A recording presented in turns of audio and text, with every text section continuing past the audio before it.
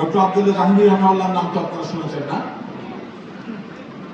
Doctor Abdullah Jahangir Rahmanullah ক্ষণজন্মা মনীষীদের একজন ছিলেন, ইসলামী বিশ্ববিদ্যালয়ের কুষ্টিয়ার প্রফেসর ছিলেন। তিনি বলতেন, আমরা এখন বেশিরভাগ মানুষ অধিকার সচেতন। ইসলাম আমাদেরকে বলেছে মূলত কর্তব্য সচেতন হতে। কি হতে বলেছে? কর্তব্য সচেতন। আমার অধিকার নিয়ে সচেতন আমি হতেই পারি, দোষের বিষয় না, কিন্তু তার চাইতে বেশি আমাকে কর্তব্য সচেতন হতে হবে। এখন দেখবেন সবাই বলে আমার অধিকার, এটা বলে না আমার কর্তব্য। একটা সুখী দম্পত্যের জন্য বা সুখী পরিবারের জন্য এই জিনিসটা সবচেয়ে জরুরি বিষয় যে সবাই কর্তব্য সচেতন হবে। একজন সন্তান চিন্তা করবে আমি বাবা মার কি কি অধিকার আদায় করার আছে সেটা আমি আদায় করব।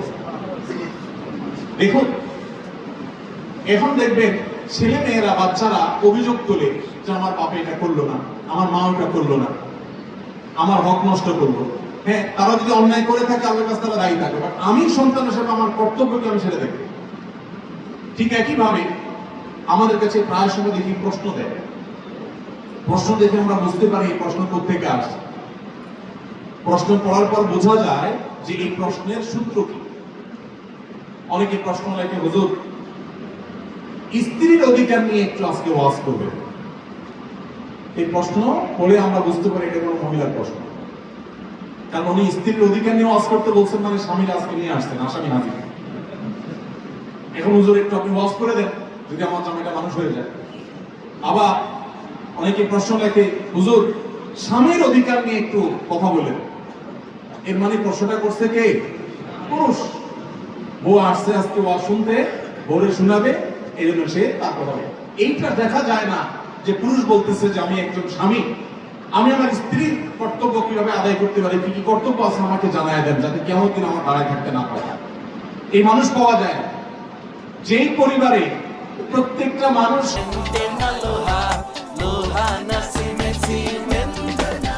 কর্তব্য সচেতন হবে, সেই পরিবারের শান্তি অবধারিত। আল্লাহ সেই পরিবারের শান্তি দিবেন দিবেন। আপনি যদি বলেন যে না আমি কর্তব্য সচেতন কিন্তু আমার সঙ্গী কর্তব্য সচেতন না, অসুবিধা নেই, অসুবিধা নেই। যিনি কর্তব্য সচেতন না তিনি আল্লাহর কাছে দায়ী থাকবেন, কিন্তু আপনি কর্তব্য সচেতন, আপনার শান্তি নিশ্চিত। আপনি দুনিয়াতে কিছুই পাচ্ছেন না, আল্লাহর কাছে পাবেন। অনেক বোনরা আমাদের কাছে আসে, চোখের পানি ফেলেন, কান্নাকাটি করেন, ভাই অশান্তির মধ্যে আছে। কি হয়েছে? স্বামীটা অমানুষ, শাশুড়িটা অমানুষ, দেবরটা অমানুষ, ননদটা অমানুষ, সব অমানুষ। আছেন অনেক আল্লাহর বান্দা বান্দী এরকম। আবার অনেক ছেলে পুরুষরা আছেন যে ভাই আমার এই অসুবিধা। আমি বলি এই অসুবিধা, এই দুঃখের কি কোনো শেষ আছে না নেই? শেষ নেই। কিভাবে শেষ হবে বলেন? আর কিছু না হোক, মৃত্যু আসলেই তো শেষ। মরার পরে কি আপনাকে টর্চার করতে পারবে সে? তাহলে ইমানদারের সকল কষ্টের একটা শেষ আছে।